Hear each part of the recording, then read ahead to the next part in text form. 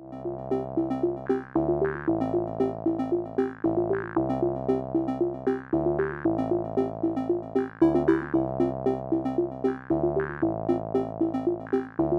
Donna McDaniel. I've lived in town for 42 years, and I lived on Richards Road for 27, and I've lived in Southborough Meadows, the housing for people over 55, for a number of years. So I don't have to tell you how much over 55 I am. And when I came to town, like within a month, I had a job as a reporter for the Metro West News. I'd never written a newspaper article before. I wrote plenty of term papers. But there was the ad said, cover local government and social activities in your town. And I needed a part-time job. I'd been teaching part-time in Boston, and I didn't want to keep doing that. So I answered the ad, so I got the job, and I loved it forever. I didn't even know where the town hall was, but I had to learn everything. I got to town meeting. Who are these people standing up? Thank heavens they have to tell me who they are. So I have that experience, and I'm quite a compulsive person, so I went to almost every meeting, school committee meetings in Northborough, and this is when the news was on the other side of Shoppers World.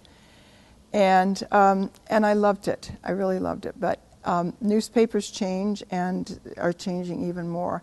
It got to the point where they consolidated a number of issues, and I couldn't do the same kind of job that I've been doing, so I left, and I ran for selectman. I'd been watching them for 6 years, and I thought, well, I think maybe I'll try to do that. And I did win. I was the first woman. I defeated Louis Barlini, who had been in office for 15 years, which is always convenient because you can always use the, well, he's been around too long and you need a new face and all that. And I'm greatly honored to have been the first woman selectman. I also served on the zoning board, on a committee called the Citizens Committee to Increase Participation in Town Government, and various things. So I say that by way of how do I dare stand up and say these things to all of you. I think that I have reasonably good credentials for that. Welcome to Southborough Town Meeting. Obviously, I'm not the whole town meeting, but I am one of the people who comes faithfully.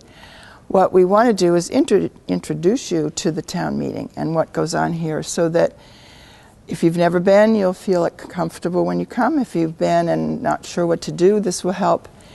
And the whole idea is that we want more people to participate in the town government. We have a great gift here. This meeting is the legislature. We make the laws, we spend the money. Nobody in this town can spend a penny unless it's approved by this body. So that's our reason for doing this. We want to, take advantage of our new great resource of TV and talk about it. So where I'll begin is at the entrance to the hall when you come in from the parking lot. Right away on the right-hand side, there is a table full of handouts. Handouts might come from a committee who's asking you to approve something and they've put together some facts that you need.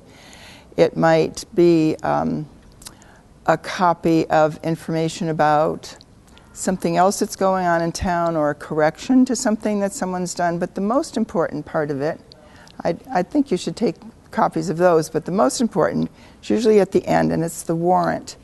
The warrant is the agenda for the town meeting. The warrant is the most important piece of paper or pieces of paper for the town meeting. It is the agenda. And I learned in preparing for this that it comes from the word warn, and in the old days they used to warn the subjects of the town that town meeting was here, probably with somebody going around on horseback. And so that's warning us of what's going to happen. So when the warrant is approved, as it's gone over with a fine-tooth comb by the advisory committee, by the people you'll see up here, and I'll talk about it. It's been gone over and over for months. And so those are the things we'll be voting on.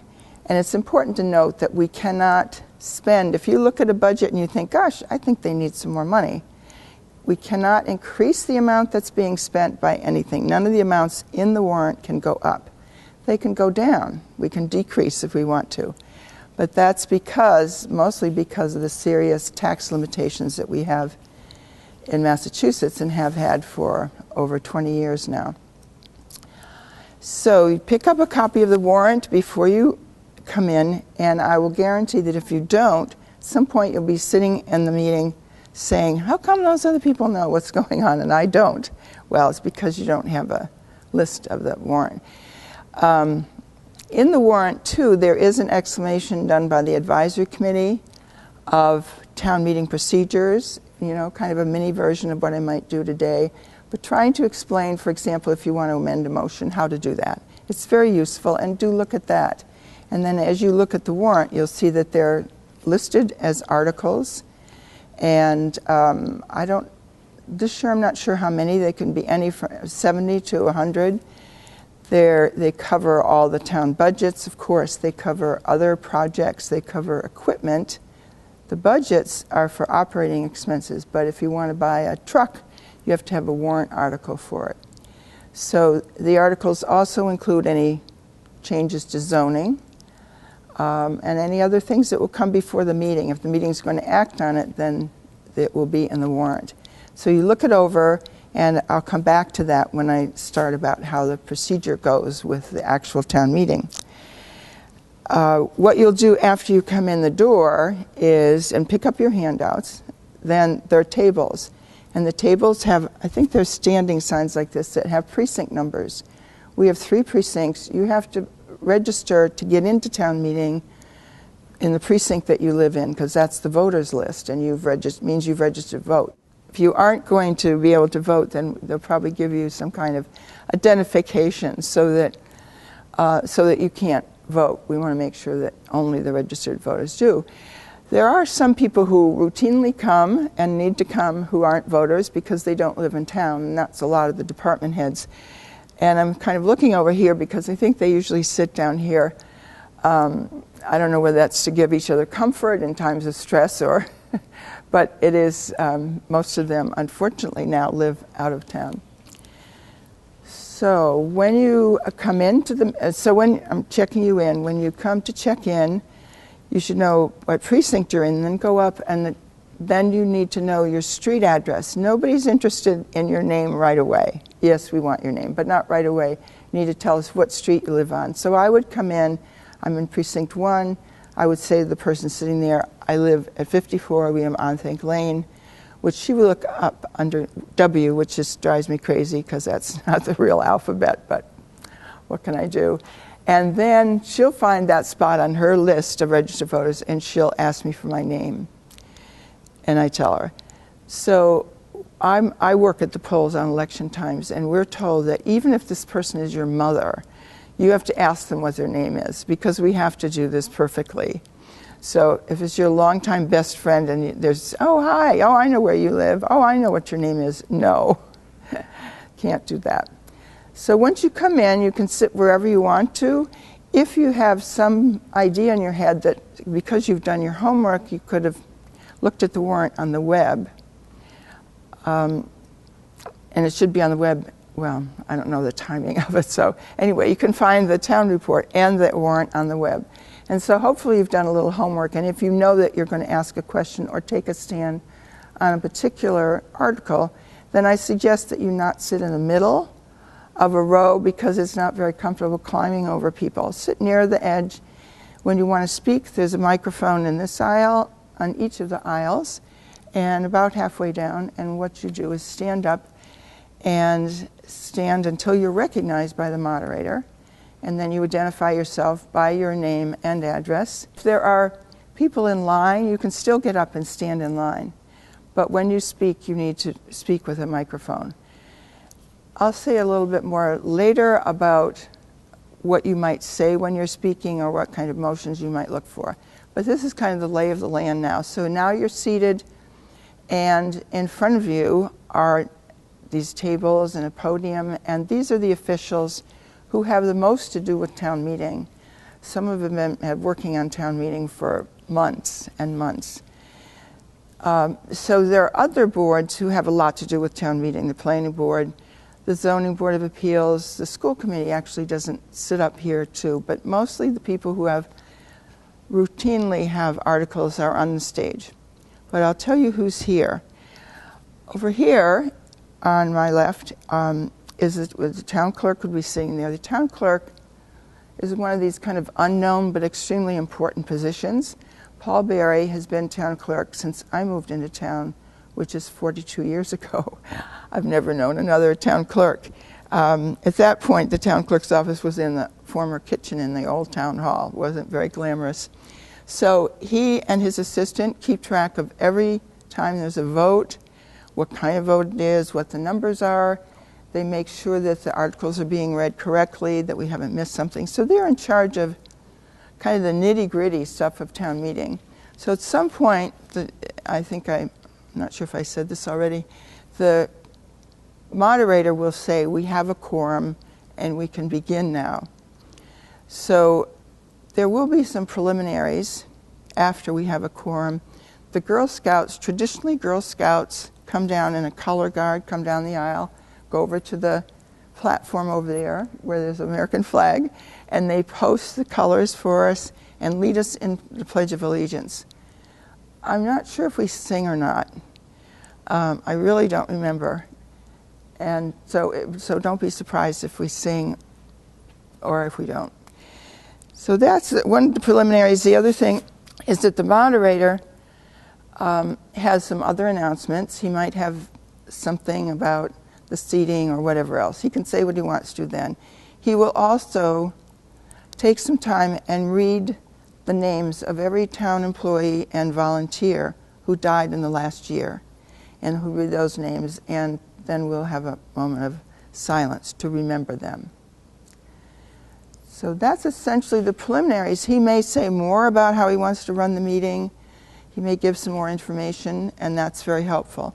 But for now, we'll just let it be known. The town moderator, I said the town clerk is extremely important. Of course, the moderator is, and has to be the kind of person who can deal with people who sometimes get a little rambunctious and can't be, and he has to be able to keep them down, outshout them if need be. I don't think we've had it that bad. But his role is to keep it in order, to make sure that we're doing the right thing at the right time. Sometimes somebody does an amendment, and then somebody amends the amendment, and we're all sitting there saying, wait, we don't know. So he would explain what's going on. One of the reasons that people can speak from the floor is if something's going on and you think it's out of order, that we're not doing it right, you can just say, you don't necessarily have to go to a microphone, but if you're close enough, and say point of order.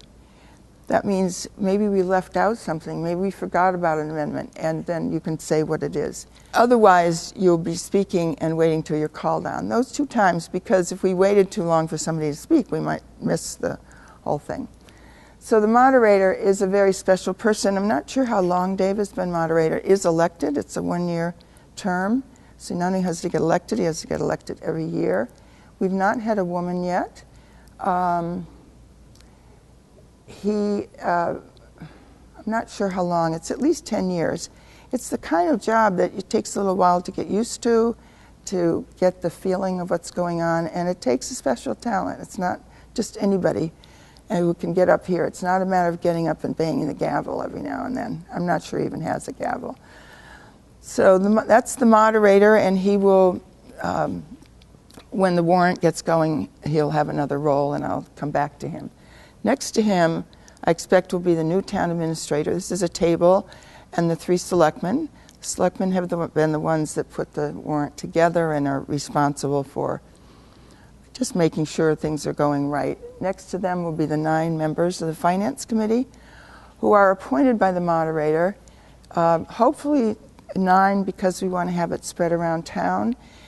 And their name is the Finance Advisory Committee. Usually we just call advisory. But they do go over every single article, every single budget, I'd say almost every single item in everybody's budget. They start in the fall. They might even be meeting in the summer to start thinking about it. There are lots of people in this town who volunteer an enormous amount of time, but the Advisory Finance Committee, I think, deserves to be understood. They really go beyond beyond the expectation, for sure. We're very lucky to have them. They have some responsibilities besides having reviewed all the articles. there comes a time in the meeting when we have to decide whether we're going to transfer some money from reserve funds to another thing. I'm not going to say any more than that because I can't explain it, because that's the problem. When we get there, the advisory committee has to remind us what we're doing, and we always have a lot of questions. And for better or for worse, the selectmen sometimes have a different opinion about it, and so there's back and forth. I mean, that's unusual. That usually there's not a whole lot of debate going on at the front tables, but now we can go back and actually start the town meeting. The clerk at some time will have said we have a quorum, so we can start. And he has to move whether or not we read somebody just stands up and reads the whole warrant. And we always say, no, please don't somebody stand up and read the whole thing. We're going to go through it piece by piece, and it will all get read. So they'll move to dispense with the reading of the warrant. Everybody says aye, and we're happy. Warrant 1, the Article 1 is a chance where there are town committees who've been working on something, often because the last year's town meeting said, we can't do this now, why don't you go study it and come back with a recommendation. So there'll be reports from various committees, and those are not for us to necessarily approve, or they're not proposing something, they're just letting us know what's going on. And that's very helpful. And often they are here because there's another microphone. People who have slides or PowerPoint or whatever are here because there'll be a computer here, and hopefully it will work smoothly. One of my town meeting stories is, I think we were here, EMC, the big, computer, whatever they do, is in the industrial park, and they presented a motion. I don't remember what it was, but they got up to show their PowerPoint of what they wanted, and they could not get the computer to work. So it's kind of like, well, I'm kind of glad to see that the old day wasn't too bad when we actually had to tell people instead of look at slides. And they had to tell us because they never got it to come up correctly. So we'll have a few articles that are kind of routine, and then at some point, maybe 8, 9, or 10, we come to what is the single largest article, because it's the town budget. It's the operating budget. Every single committee has a line item in it that will say the name of the committee, how much they spend on personnel, how much they spend on assorted office things, how much, I don't know, 3 or 4 items. We're not trying to give the entire budget, which you can find elsewhere. But so they're listed, maybe starting, I think the advisory committee has a budget too. So, but whatever, we start with an A. And what the moderator will do is first ask if we can divide the question. That means, can we take things up one after the other instead of in a long roll? And you see what I mean when I explain it. So the first one is the advisory committee. The moderator will say the name, advisory committee. If somebody wants to hold that for further discussion, you have to say hold. Another time when it's all right to say that from your seat, just say it loud enough. That means we're happy to come back and discuss that, but if there are things we don't need to discuss, it's more efficient to just kind of check those off, put those over here in a nice stack, and then go back. So he will read all the committees, and you'll be stunned at how many committees there are. I just looked on the web last night for something, and there are committees now that I've never heard of, and some really great ones like green technology and things like that. So all of those will be read, and then a certain number will be held. Somebody has a question about it. But after they're read, those are set aside as if they're approved. And I think they start to add up that amount, but we don't know that yet. And we'll go back to the holds. Sometimes by the time we get back to a hold, somebody will forget what they wanted. And so if they don't speak up right away, then we move on. And that will be the time for questions. And sometimes one budget will take a long time. The school budgets are there. They're, full of a lot of difficulty and decisions that people tend to be the most interested in because it affects their children. So, but eventually we'll make our way through the budget. Only once in a while have we not gotten through it the first night. I think that was an unusual time. And then we can put those aside. We can vote on them all. We've accepted them all. They're going to tell us how much we have to spend to do that. Those are monies that come out of the property taxes. in other articles, so after the budget article, we'll move on to another one. And if we come to an article, for example, that says, shall we purchase new computer equipment for the town hall? Within the wording of that motion, there'll be something that says raise and appropriate, which would mean it's going to come out of the tax rate. It might say transfer from, because sometimes we have money left over from a similar expenditure and can then apply it toward the new expenditure. Sometimes we have, now the water department is a really interesting situation, as is the Recreation Commission, because they're self-supporting. They don't use taxpayers' money.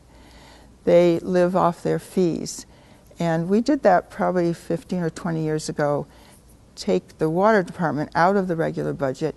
For one thing, there are people in town who don't have town water, and out at the fringes, and some of them have water from Framingham, and they don't like paying taxes for water that they're not getting, or they're getting someplace else. So they are self-supporting, and when they have to do something like lay a new pipe, they have had that money in reserve being invested while we weren't using it, and then bring that forward, which is a very business-like way of doing things, and people like to say that we should be doing things business-like. There's a very good example. All right, so when we get to the warrants, they will be read. The articles will be read one at a time, usually by the proponent. The selectmen have proposed a lot, or the planning board, or somebody. Someone will get up and read the motion, which is not exactly the warrant article description.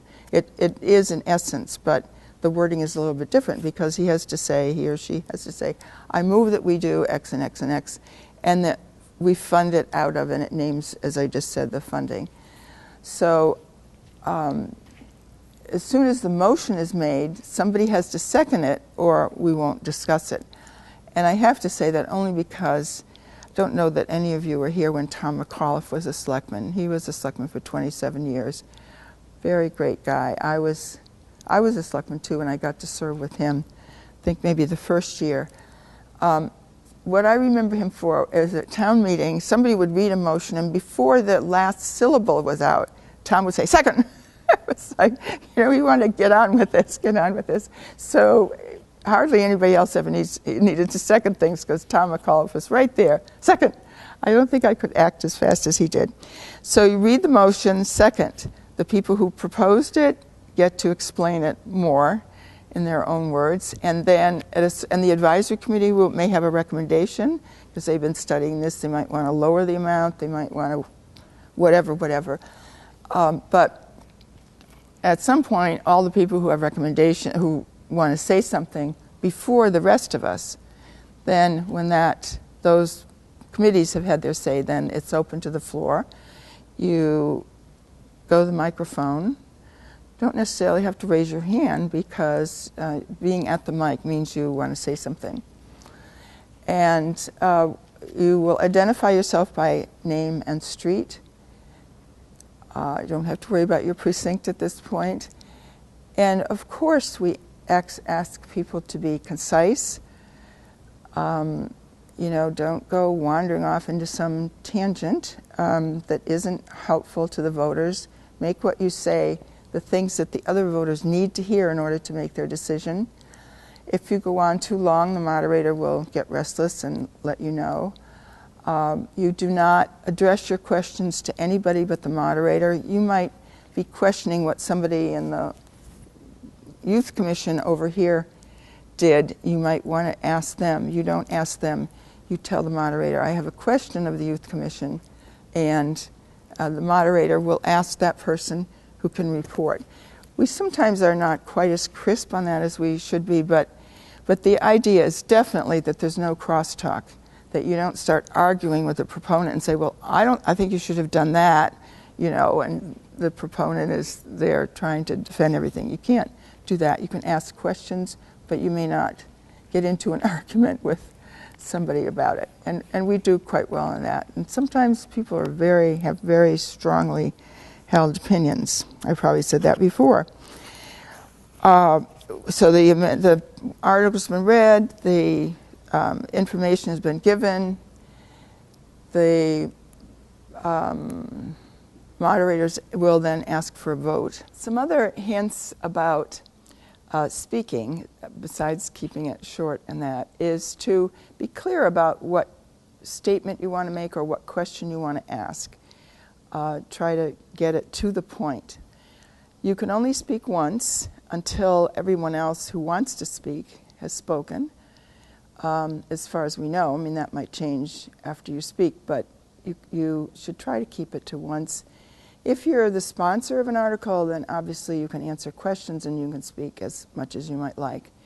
But if it's a big issue and a lot of people want to speak, we really need to guard the time of other people who want to have a chance to say what they say.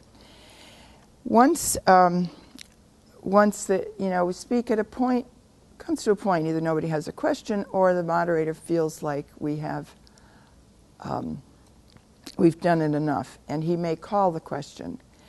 There may be people in the audience who feel like this is enough, and someone can, raise their hand and say, "I move the question," which would cut off debate and make us vote.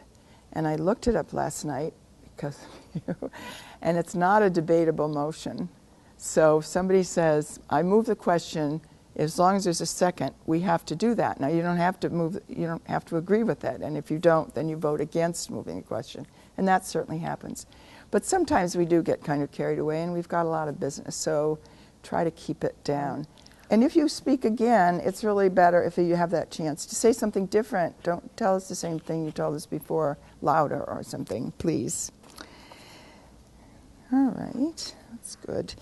Now, sometimes there'll be a motion that someone has an amendment for. They want to change something in it, add something to it, obviously.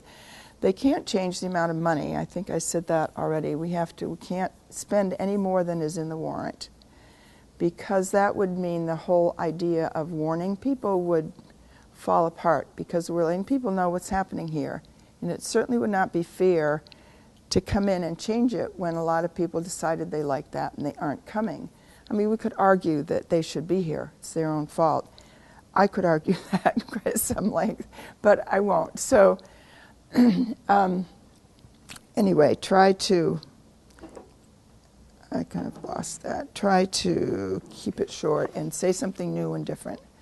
So if you want to amend it, you need to get in line, say, "I have an amendment to offer."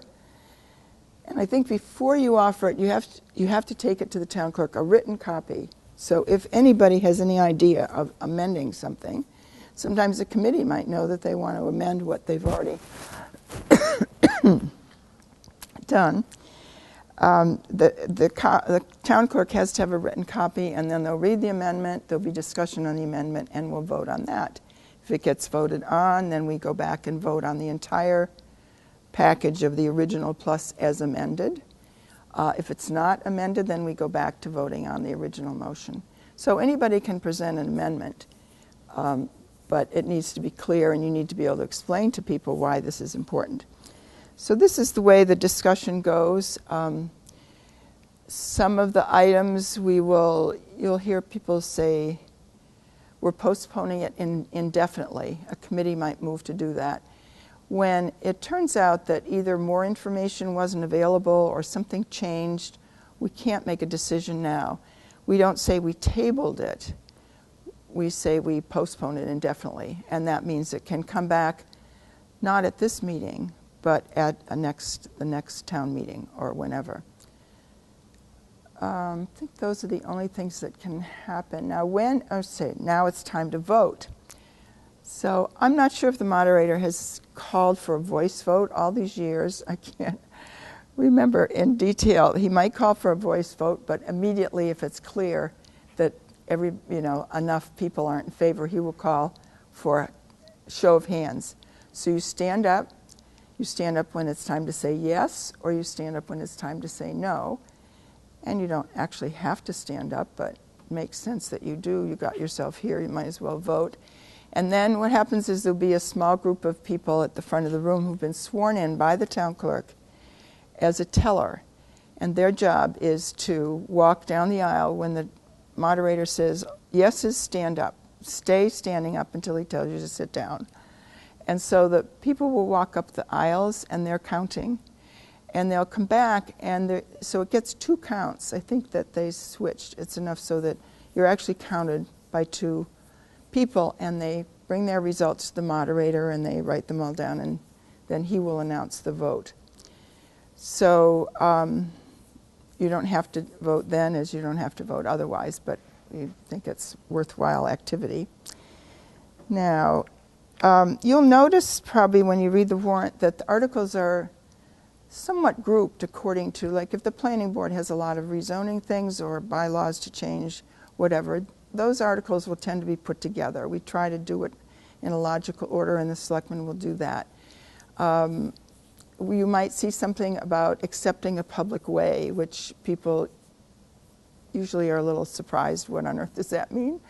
When you live in a new development, of which we've had many, the developer is responsible for the streets until he's finished them. He has to, until the construction and all that's finished, until it's time to fix them. Then the planning board has very strict regulations, and they're doing this. The developer's working under what the planning board tells them to do. There's a very big agreement. People end up suing each other. It's a big deal. So until that street meets the satisfaction of the highway department, which will be the ones to take it over when it becomes a public way, they have to do that. They're very strict standards. And then when the highway department says they're ready to be accepted as a public way, we're taking the responsibility for that. That means that we will plow, that we will repair, that we'll do the sidewalks, all those things, which the developer should have been doing before, hopefully was, but not always. So we accept, rarely do we not accept a public way, and mostly it would be if the highway department found that something wasn't done as well as it should have been. When things are planned in the planning stage, if you haven't ever been to a planning board meeting, it's really, when they're considering a plan, it's really interesting. One of the major considerations for development now that we're getting down to fewer and fewer is whether the fire trucks can get in or out. The fire chief's always there and always saying you can't do a one-way in with a turnaround at the end because the fire trucks can't do that. So for, depending on the topography and all that, but I think that's interesting, and it's a good example of how people are actually taking care of what makes this town be so good. All right. So suppose that we've done a number of articles, and we have a bylaw, town bylaw, that says we have to end at 11 o'clock. Except if we're in the middle of an article, we'll finish whatever we're in the middle of and go past 11. Then there's a crucial point, because if we have a whole bunch of articles to do, then and come back another night, it's obvious that we'll say, we'll vote to adjourn, and they have to announce what date and what time and where are we adjourning. Can't be doing any little secret meetings. So the tricky thing is, suppose it's 11 o'clock, we have 2 articles that we haven't, and then the meeting would be over. And they're not really big complicated things. I think the selectmen try to put lesser complicated toward the end, so that we have to consider, do we want to end now so we can go home, which would be a desirable thing, or do we want to stay, because if we stay and finish, we won't have to come back tomorrow night. So that's a trade-off, and it's up to people. I think last year was a year, do you remember that we just did one night, and I think toward the end we let it go on a little bit longer. Another tricky thing that I probably shouldn't even mention and give anybody ideas, but during this time we've had a quorum. I think I didn't say at the beginning that the quorum is only 100, and I find that really distressing. We have 6,000 registered voters in this town. I don't even know what percentage 100 is. I'm sure it's easy to figure out. But that we need only that many to do our business is really stressful to me. It used to be 150, and it used to also be a certain percentage of the registered voters, which I think makes more sense. But right now, we spent too many times sitting here when the meeting was supposed to start, waiting for a quorum. In the old days, I used to blow the fire whistle and get everybody out here. So if we're sitting there and somebody looks around and says, oh, I don't think there are 100 people here, and maybe they don't like the article that we're doing and rather see it happen another time, or maybe they're very strict to every single thing, somebody might say, I question the quorum. If we don't have 100 people, then we're in trouble. We cannot continue. So no matter where we were, we have to stop then. And one of the other things about town meeting that people don't realize, and another reason to stay, no matter what, is that when we adjourn, we have to come back another time. If we don't, if we come back 5 times and we never get a quorum, we have to come back another 5 times. Because when you're going from one night to the next, you'll hear the moderator say, we're adjourned. What the town meeting has to do in order to validate everything that's happened, in order to be able to spend any penny that we approved, et cetera, it has to dissolve. And that's the motion that will be made at the end when we finished our business. We cannot say, oh, I think we could probably indefinitely postpone something, but we have to have acted on it. And when I was a selectman, I had nightmares about what would happen if we didn't get enough votes and we'd be going on forever, waiting for a quorum. But I think it's important to know that, and it's a good reason to be sensitive to what's going on and how you can contribute to it. So as the former history teacher, I have to end up with, actually have 2 quotes. One is from Thomas Jefferson, who is the most democratic, with a small d, of our founding fathers. And I guess there was a mother in there somewhere. From Thomas Jefferson, every man and every body of men on earth possess the right of self-government. And that moves me very much when I know what some countries are doing in this world. If they could have what we have, would they not be in heaven or close to it? My goal is represented in a saying that you'll recognize, maybe say along with me, from Abraham Lincoln and the Gettysburg Address, and I try not to cry when I do things like this. This is government of the people, by the people, for the people, and it shall not perish from this earth. And that's why I will, till my last breath, come to town meeting and support it and tell other people that they should be here too.